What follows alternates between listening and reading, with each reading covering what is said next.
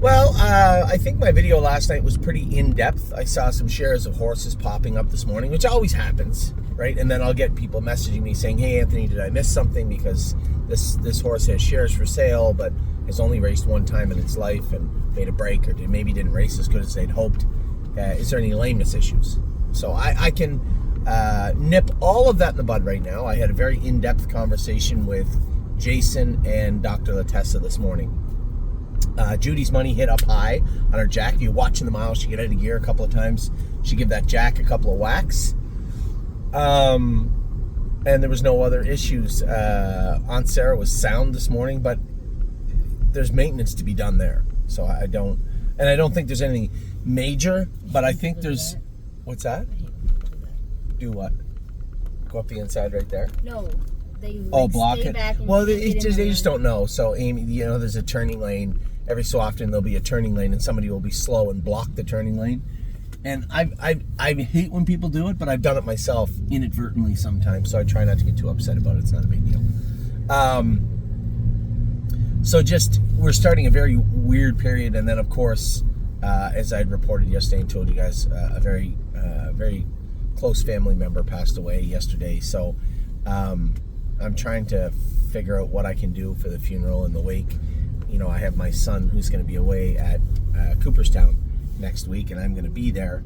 So that is kind of taking up a big part of my brain right now. I'm trying to figure out how I can manage everything. Then we have the whole Kentucky thing on Monday. And then, of course, the way the horses raced last night, thank God for Judy's money, because I would have been in absolutely no humor to be talked to in any way, shape, or form or capacity for the next 24 hours after the way things seemingly went. Now, it's weird how this is, because it's easier for me, even to myself, to put a positive spin on last night, looking at the horses case by case, especially when Judy's money won the last race. If we don't have Judy's money, I'm like, Megan was good, but she was fifth and just beat for fourth and third.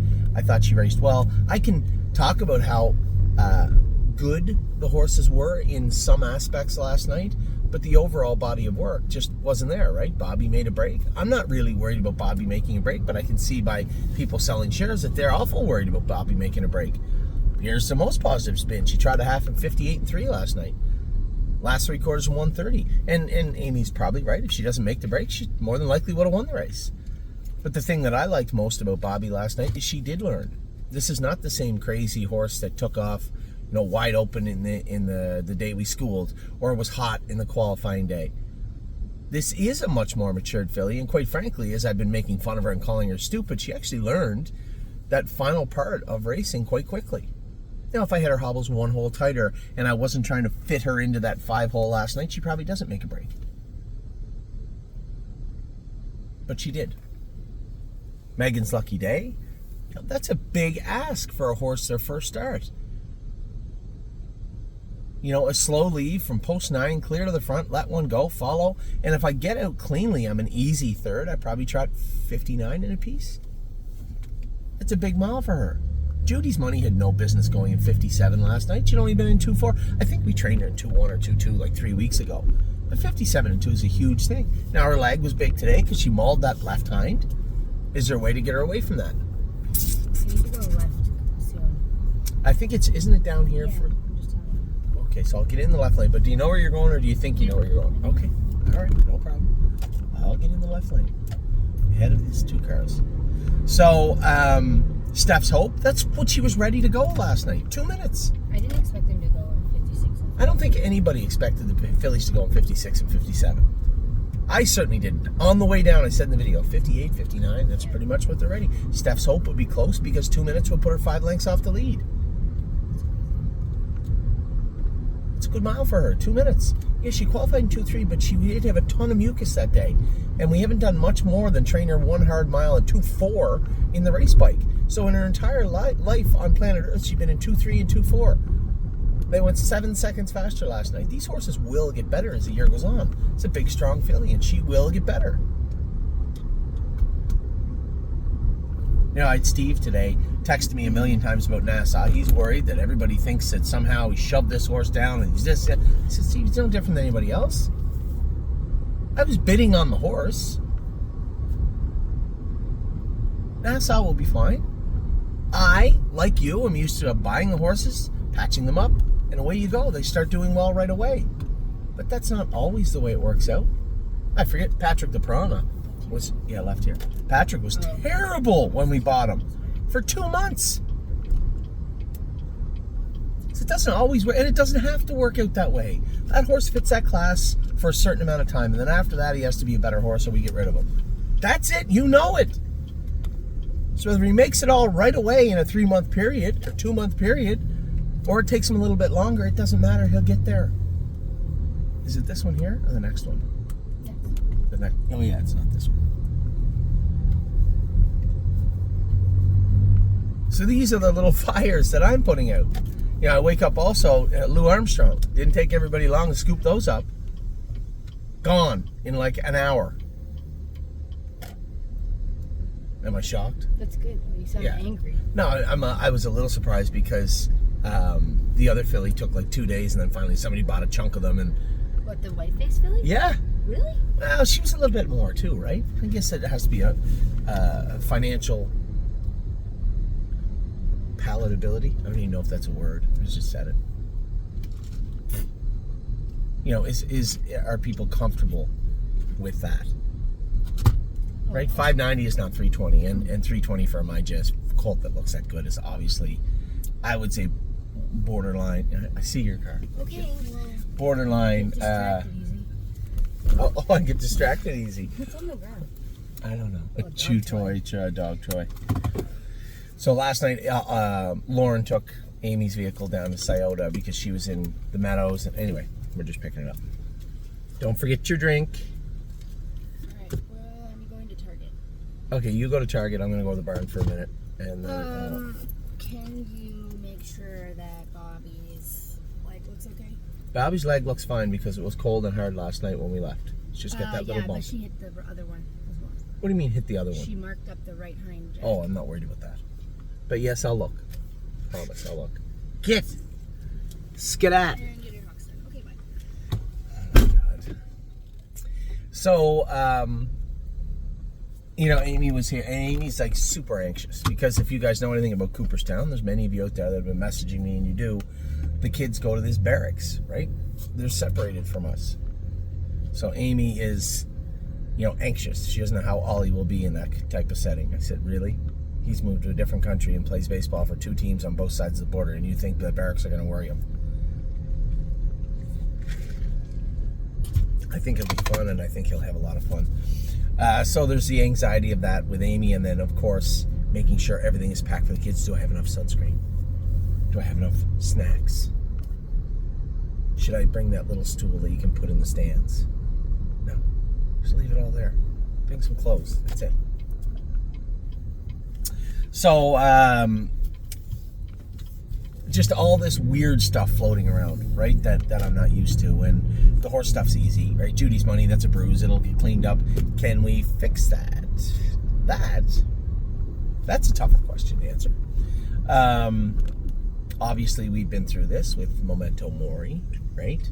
And how we can get away from him hitting, and how we obviously have. The direction, I'm glad we doubled down and tripled down on his shoeing because he has never trotted as fluidly as he is right now. And that is important because a lot of the horses that do hit in that manner, it's always important to just make a mental note. This is how we got Memento Mori out of hitting, and although Judy's Money's a much bigger horse, similar gait, not a dissimilar gait. Maury's got a much more longer, elongated gait. He stretches right out, where Judy does stretch out, but not to the same extent. So I like to make mental notes and write these things down too. This is how we got the horses out of their interfering. With Judy's Money, the biggest takeaway is, she might have hit herself, but she's a winner in 57. And she hit herself in the last turn and still fought off that horse to drive away and win. I did not see that coming, and thoroughly pleased with her performance last night. And as I said, a glowing,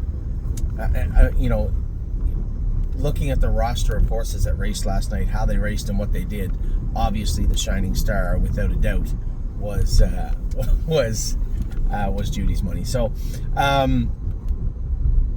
Jolene Hall was incredibly good too. No interference, no soreness, no lameness. 28-1 on the end of it, and that filly will get better and better and better. Her and Judy were the stars last night and looked very, very good, although Judy was a winner and Jolene Hall was third. Learning how to sprint, right? That's one thing that Jolene Hall has never had to do. We've tried to teach her, we've tried to work on her with it, but she was a little cranky sometimes, right? So it's hard to really get her to stretch out. And as she learns to a little bit more, you'll be able to put her on the front a little bit more. She'll sprint harder on the end of it because she knows what she's doing and she has the tools and the ability to do it. So I see Jolene Hall becoming a much, much better filly very, very soon. And as I said last night, the only concern, Aunt Sarah, and I briefly spoke to Dr. Latessa on the way in today, and he said he was going to go over Aunt Sarah completely, top to bottom tomorrow, make recommendations, and likely treat her medically. There's no lameness. I just think there's an abundance of points that are bothering her. I think her knees are hurting her. That means that her feet could possibly be hurting her also. She's loading weight. Her back is stiff. I believe that left stifle is bothering her quite a bit also. So these are things and that's just my take on it. I'm not the vet. So we'll see what Dr. Latessa comes up with tomorrow. Rosa and Bobby, I think it's an absolute rinse and repeat. The filly's getting smarter. Just pull those hobbles in one hole and come back. You're going to come back to Northfield likely her next start. She's going to be at home. I think she'll be a much better horse for it. And then Judy's Money and Megan's Lucky Day both were very good last night. You know, I think Judy was so good it overshadowed and the trip itself, because the two horses were so far gone and there was just no way to take a look at Megan's Lucky Days race way behind those two horses, saying, wow, that filly raced good. But she really did. She really did race good to leave out of the 9-hole the way she did. And I dare say, if Aaron leaves me on the front end and I cut Brett loose and I get to follow Brett the whole way, I'm actually a pretty close third, I think.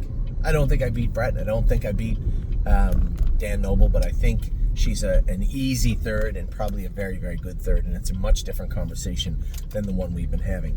So that's the stuff that's going on today. I'm going to get a little car wash right now. That's the stuff that's going on today yesterday with respect to the horses. I've been very, very happy with everybody's output. I think, and I mean, I might be guilty of it also, is that my expectations, right? Now we're coming into Saturday. I expect Uncle Danny to race really well. I expect Supermind to race really well, and hopefully they do, right? Tomboy Strong also. Emerald Tom, he's up against it, but I'd like to see a good race from him also. So I'm going to get a car wash. I'm going to talk to you guys later. We have a full slate, a full day of racing ahead of us. It's going to start right now, very soon, in 10 minutes actually, with Arrowhead, Hanover, and Manhattan Money. So take care. I'll talk to you all very soon. Have a wonderful rest of your Friday. Still, everything rattling around.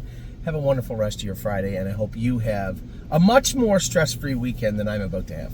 Take care.